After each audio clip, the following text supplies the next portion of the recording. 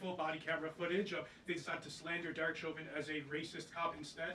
Does the administration believe Derek Chauvin received a fair trial, and will they consider a pardon moving forward? The president has been asked and answered this question. He said it's not something he's considering at this time. Philip. Thank you. Two questions. First, just a follow-up on the readouts from those calls.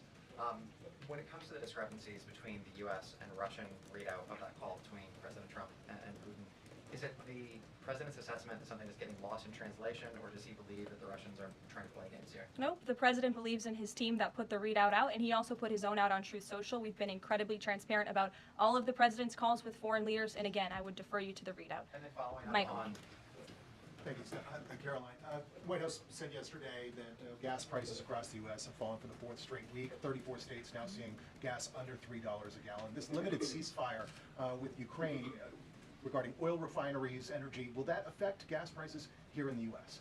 Well, it's certainly the president's hope that gas prices will continue to fall, and he's working every single day to ensure that we do. As you just mentioned, there's been very encouraging data. Inflation is cooling and gas prices are falling. The president has established a National Energy Dominance Council, and it's ultimately the president's goal. And this administration is working hard on it every single day to increase our energy production right here in the United States of America, to have a Trump energy boom like we saw in our first term, which will not only lead to lower fuel prices here at home, but also lessen the rate of inflation that was created by the previous administration. One more on Tesla, Karoline. Tim Waltz, Governor Waltz, saying last night he frequently checks Tesla stock.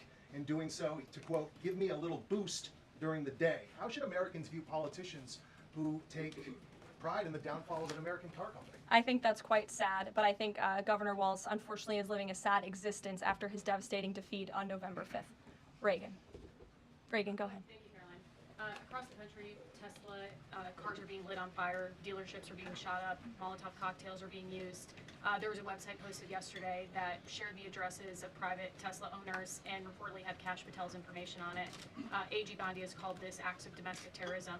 Does the White House have any indication that this is some sort of coordinated movement, or that it's being funded by some outside group? And do you know if the investigation by the DOJ is being investigated as incidents of organized terror? I believe the Attorney General has made her comments clear on that. She is investigating these events as acts of domestic terrorism, and we fully condemn them. And as I said earlier to Jackie's question, we think it's despicable what is happening to not just this American company, but also their innocent employees. And again, innocent Americans who drive these vehicles. We condemn it wholeheartedly. Sure. More than 24,000 workers in 18 agencies are in the process of being reinstated.